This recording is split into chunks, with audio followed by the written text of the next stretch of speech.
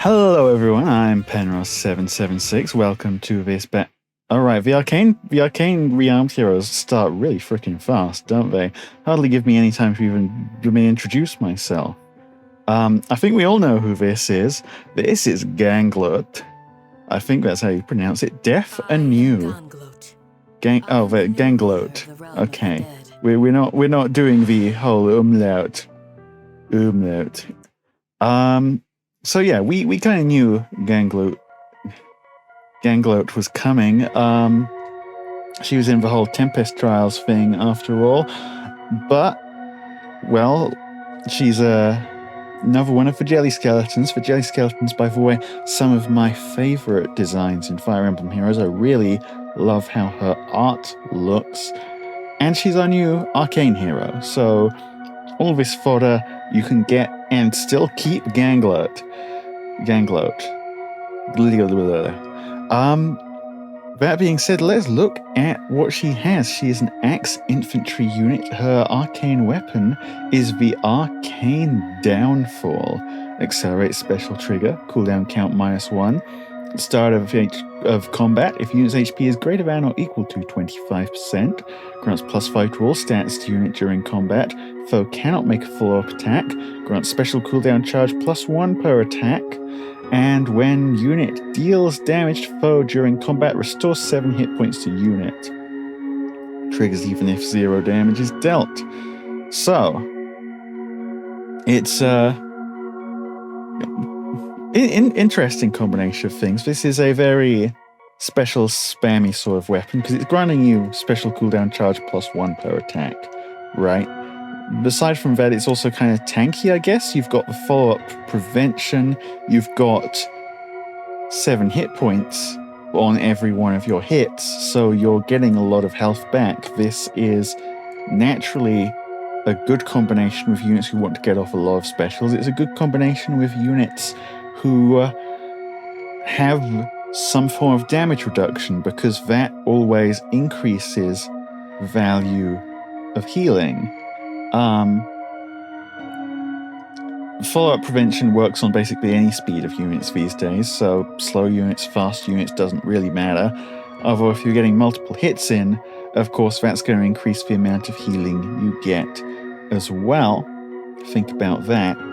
Honestly, a lot of axe units can use this. I think a key place where it could be really good is stuff like Vital Astra builds, that sort of thing, those sort of like really speed stacky brawler axes. But really any axe unit can run this. This is a good all-around weapon, which does seem to be what the guys at IS are going for with all of these arcane weapons. They're weapons that you can put on basically any unit and have it be pretty dang effective. Aside from that, Ganglöt has some pretty interesting skills down here as well. Iceberg, so she's going to have a pretty high res stat. We could already kind of guess that. Distant Stance.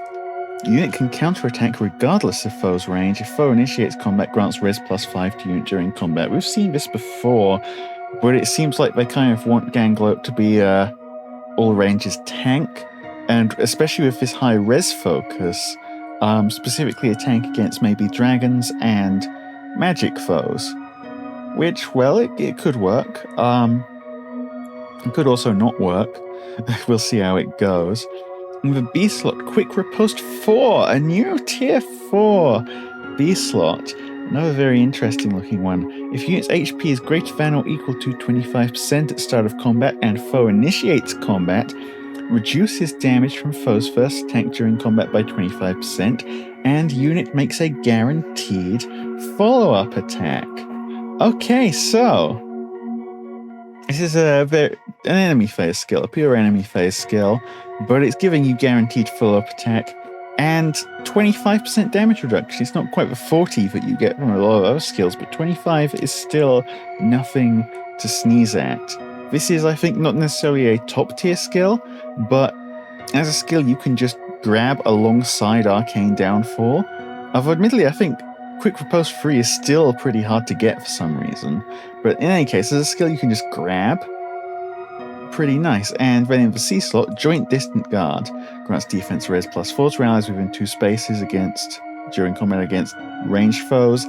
and if unit is within 2 spaces of an ally and foe is ranged, grants defense res +4. Another just nice support skill to have on any unit that's going to be fighting ranged foes, or any unit that's going to be around another unit that's fighting ranged foes. Really, really like sensical stuff here.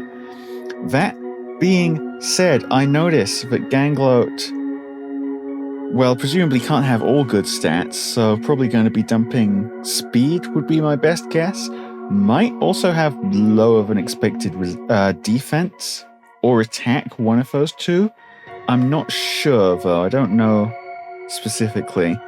But also, Ganglöt has no PRF skills. Everything in this kit is inheritable, meaning that although Ganglöt might be a good unit to roll for the whole inheritable stuff and the just arcane unit efficiency, in terms of her actual individual strength as a unit,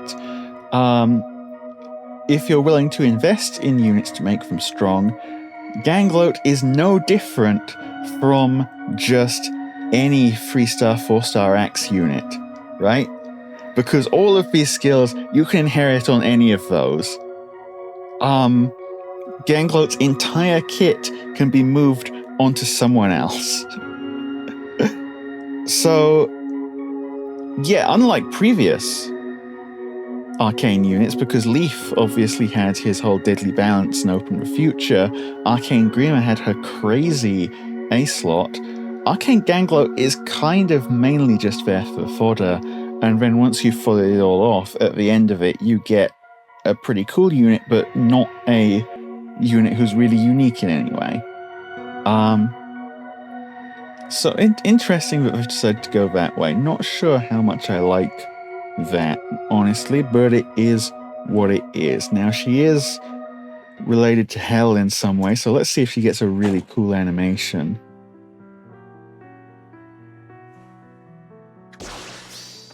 Yeah, looks pretty tanky at least. Not as cool as Hell. Oh, and new heroes. Where's this music from? And who is that? Wait a second, is that who I think it is? Is that Hardin? I am Hardin. Yes, he is Hardin. Captain of the Knights, yes. Okay. Well, what do we have here? Hardin armed with the Coyote's Lance. He is a Lance Cav unit. Accelerates special trigger, cooldown count -1 at start of turn if units within 3 spaces of an ally. Grants attack +6 and the following effect to unit and cavalry allies within 3 spaces of unit for 1 turn. If unit initiates combat, unit makes a guaranteed follow-up attack. Interesting. So kind of a Cavline enabler here, I guess you'd call him. If unit initiates combat within 2 spaces of an ally, grants attack speed +6 to unit during combat, reduces damage from foe's first attack by 40%, and deals damage equal to number of spaces from start position to end position of whoever initiated combat, ×3, max 9. Except when dealing damage with area effect specials. So, kind of playing into the whole thing that Cavalry have recently of the further they go, the more they get. 40% damage reduction on first attack is good. The interesting thing here specifically is his kind of enabling for a cav line, because everything else here, like a bit of true damage, a bit of damage reduction, that's all stuff that has been around here in the game for quite a while now. You can get those pretty easily on a few units. Giving all cavalry allies within 3 spaces a guaranteed follow-up attack means that potentially this guy can, like, power up your cav line pretty heavily, or any cavalry-based team. I'm thinking cav lines because I'm an Aetherades player, but if you're doing an all-cav setup in, for instance, Summoner Duels, then, or not even an all-cav setup, just a cav setup where you are using cavs who can benefit from that, like 2 or 3 of them maybe. That's really something, right? And I think actually, yes, Summoner Duels is a better home for him than Aether Raids, because looking at him from the Aether Raids standpoint, sure, you can run him on a Cav line, but the specific thing he's missing that the Cav line normally relies on is being able to reach the back row, which only ranged Cavs or 4-move Cavs like Sigurd and Brave Seliph can get up to.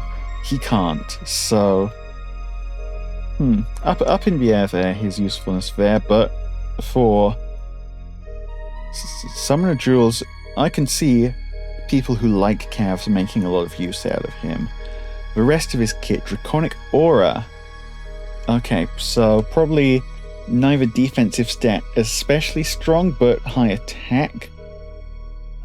Surge Spyro. If you initiate combat, attack speed +7 to unit, and the healing when your special triggers, based on its special cooldown count value. That's a good sustain skill. It's also got just good attack speed stats in general, but it's a good sustain skill, especially, again, paired with damage reduction to keep him alive for 1 hit. And then hopefully heal up on the special immediately afterwards, and in the B slot, attack speed near trace free. Okay, so yeah, all in all, interesting support options. Aside from that, a kind of generic Cav kit for this day and age. Like if you wanted a offensive cavalry and didn't care about the whole support part of his kit, you'd probably be better off just running Brave Seliph, like everyone else is at the moment. But still cool. A cool unit. And I'm sure there are some fans of this guy who are now suddenly thinking about the whole Violent and Wolf and the rest of the Coyote's men teams that they can put together. You know, finally have the whole squad together. Could be real funny. Let's see what he does.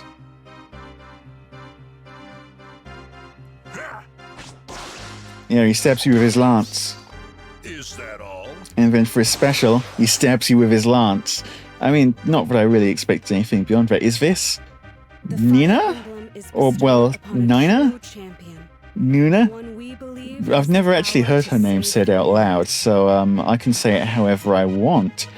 Interesting. What does she have? She is, of course, going to be the 4-star of this banner, so somewhat less exciting kit here. She does have a Respite Plus, a new staff, a new inheritable staff.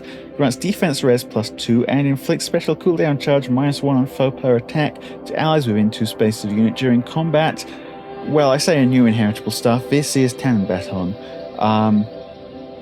But to be fair, Tannenbaton is a really cool staff, and you kind of don't want to inherit Tannenbaton from Sephiran because he has recovery, and you kind of want recovery because recovery is really good.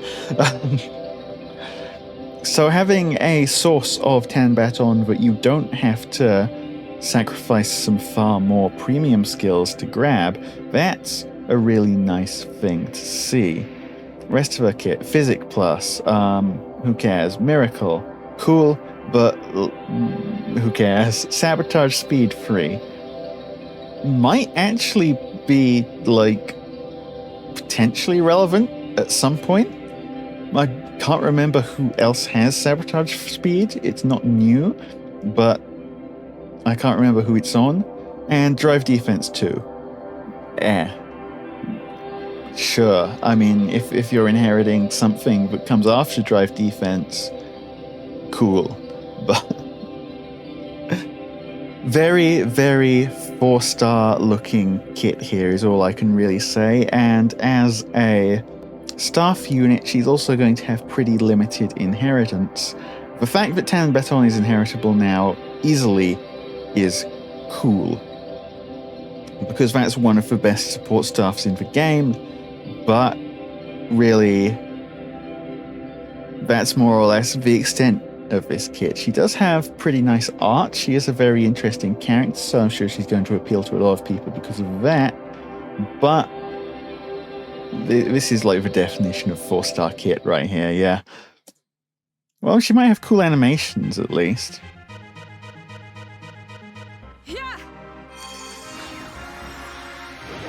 Oh yeah, that is a pretty cool animation. She puts you in a dome and then fills the dome with some kind of bleh and you die. Cool. And then, of course, we're getting an Ascended Hero as well, because that's the standard now for these new heroes banners. Who is that? Is that Tiki? It's freaking Tiki. Okay. Sure, another one. Why not? I can stay here with all of you, can't I? Yeah, that's what Tiki sounds like. Well, Awakened Tiki. Okay. Ascendant Tiki. That's it. Awakened because Awoken Breath is her weapon. She is a red infantry dragon. Accelerated special trigger, cooldown count -1. Effective against dragons because Tiki normally is. If he is within 3 spaces of an ally, grants attack speed, def res +5 to unit during combat. Grants special cooldown charge +1 to unit per attack during combat. Neutralizes foes' bonuses, and also if foes' attack can trigger their special and units' res is greater than or equal to foes' res +5, inflicts special cooldown count +1 on foe before foe's first attack during combat. You've just remade Brave Tiki. This is another Brave Tiki. If foe's range equals 2, adaptive damage. Yeah, you've done Brave Tiki again, okay? And Duoduma, for that matter, also had the whole, decharge effect. The main difference between Ascendant Tiki and Brave Tiki is that Brave Tiki has a pre-charge effect, or I guess a not quite pre-charge because it's not like infantry pulse or that sort of thing, but it still charges before any attacks are done, so I guess you can call it a pre-charge, whereas Ascendant Tiki has the more traditional just special acceleration. Neutralizing foes' bonuses is also a thing. I don't think Brave Tiki necessarily had that effect. She might have had a different effect of some kind, but this is Brave Tiki.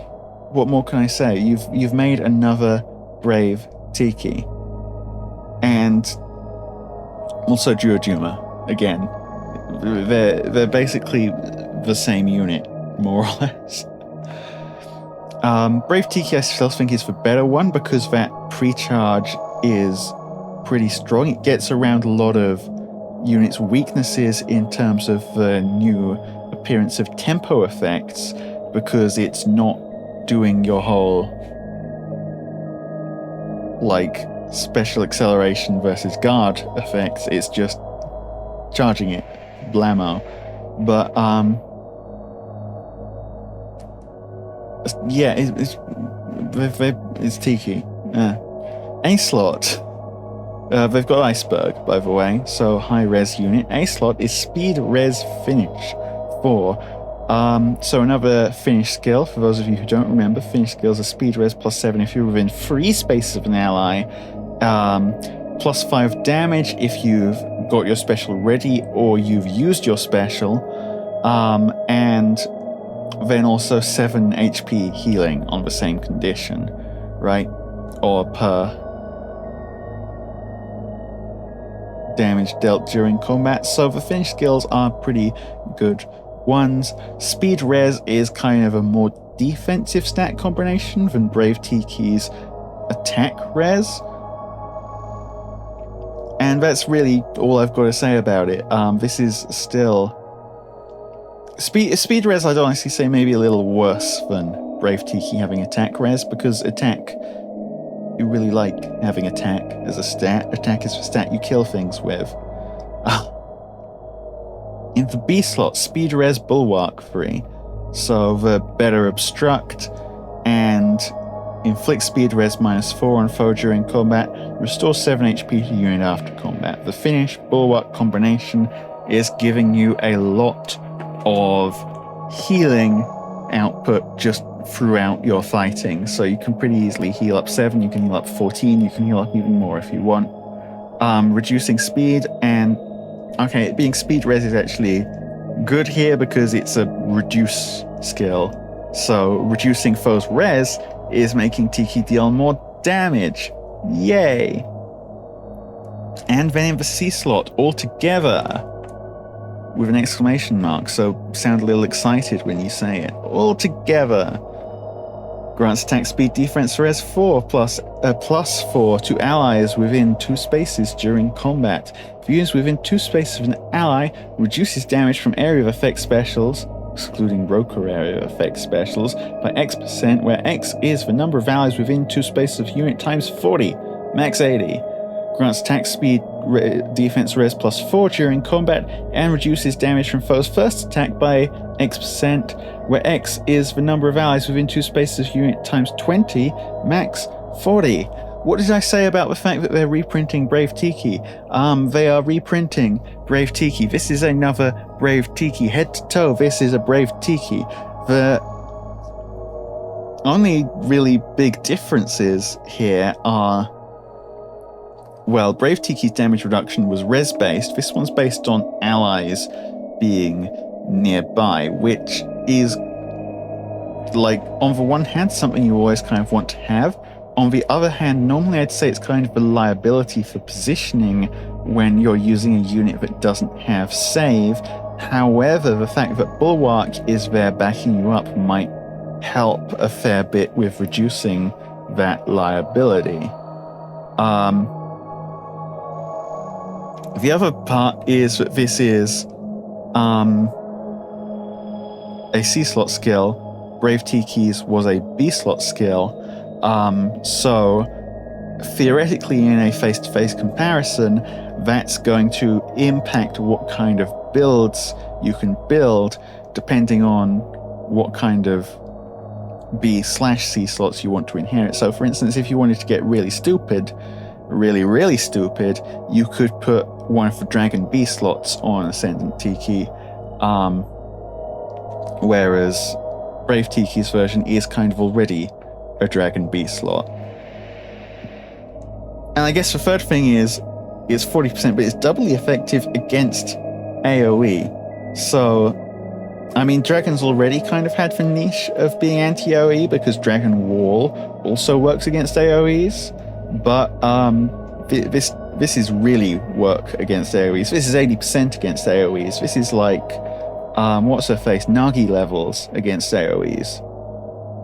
So maybe a little niche there, but really, like, as cool as all of this is, I can't get too excited about this unit because we've seen it already. This is Brave Tiki. I've said before, this is Brave Tiki. This is Brave Tiki. You can't just keep showing us Brave Tikis.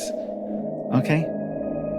Like, the whole special decharging, and then a damage reduction PRF skill,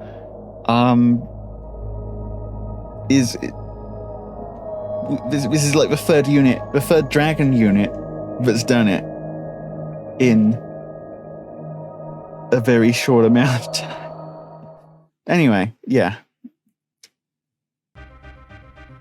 I think probably because that's also been the pattern. Well, let's see an animation as well. Yep, she turns into a dragon. Now I'm angry. She's angry. Fireball. Yep, checks out. We're also going to see another unit. Oh, of course, Embla. It's the final story chapter. That's maybe a little bit more exciting than this banner, I'm going to be honest. But we're going to see another... I was right, it's Elice. No longer stuck being Marth's backpack, apparently, in the one Marth that everyone forgets exists, Winter Duo Marth, who has the one fighter skill that everyone forgets exists. By the way, you can get an Ascendant Florid, of course. They're going to explain how arcane heroes work. Yeah. Yeah, honestly, this... Why are you inheriting Distant Guard 3? Be efficient, damn it, Faye. And it's sparkable, but I'm not pulling on this banner. It's just these units individually, like, they're cool units. I really like Ganglöt's design, but they're not interesting, they're not new, and they're not really shaking things up at all, is how I'd categorize them. So I'm gonna get to save some more orbs, I think, because I didn't pull on the Wyvern Ninja banner either, so I'm actually getting like a pretty decent stash built up now. Hopefully there's a good banner soon for me to spend them on, otherwise they'll get lonely sitting there in my pocket with all the other orbs. You know, if we get a few more banners like this in a row, I might actually end up plus 10ing something, which is not something that I do very often at all, because I'm too busy chasing the meta game. But yeah, Ganglöt, great fodder value, but not really high value as herself. Kind of a little sad. Brave Tiki is Ascendant Tiki, other way around. Hardin may be the most interesting of the lot just because he's enabling maybe a new sort of cav strategy. And then Nyna, Tanbaton. That's the summary. What more can I say? Thanks everyone for watching. Let me know if you're pulling on this banner, if you agree with me, if you disagree with me, if you think these units are actually the future. Let me know. I'll see you all very soon. And Rust out.